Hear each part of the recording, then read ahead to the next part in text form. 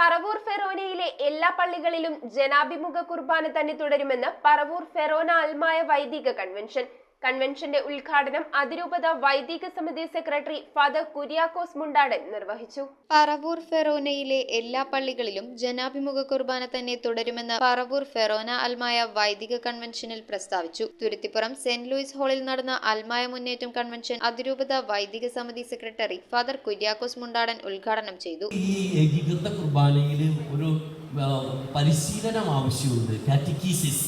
അപ്പം അതിനുള്ളൊരു സമയമായിട്ടാണിത്. എന്ന് വെച്ചാൽ ഓഗസ്റ്റിലെ നമ്മളെങ്ങാനും ഏകീകൃത കുർബാന എല്ലാ പള്ളികളിലും ഒരെണ്ണം ചൊല്ലിയാൽ ഓഗസ്റ്റിലെ സിനഡിൽ വരുമ്പോൾ അവർ പറയും കാറ്റക്കീസിസ് അവസാനിച്ചു, എല്ലാ പള്ളികളിലും ഏകീകൃത കുർബാന ഒരെണ്ണെങ്കിലും ചൊല്ലി എല്ലാവർക്കും ഇതെന്താണെന്ന് മനസ്സിലായി. അതുകൊണ്ട് ഇനി മുതൽ എല്ലാ കുർബാനയും ഏകീകൃതമായിരിക്കണം എന്ന് പ്രഖ്യാപിക്കാനായിട്ടുള്ള ഒരു തട്ടിപ്പാണത്.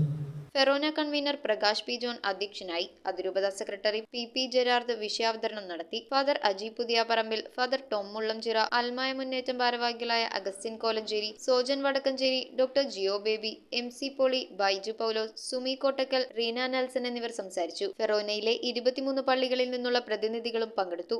നമ്മൾ മനസ്സിലാക്കേണ്ടത് ഈ വഴികളിൽ നിന്ന് വന്ന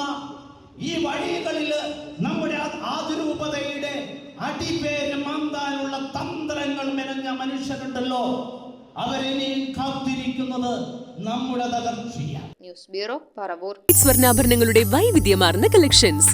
250 മില്ലി മുതലുള്ള കുട്ടിവളകൾ, 1.5 ഗ്രാമിൽ തുടങ്ങുന്ന മാലകൾ, 2 ഗ്രാം മുതലുള്ള വലിയ വളകൾ. Aleena golden diamonds.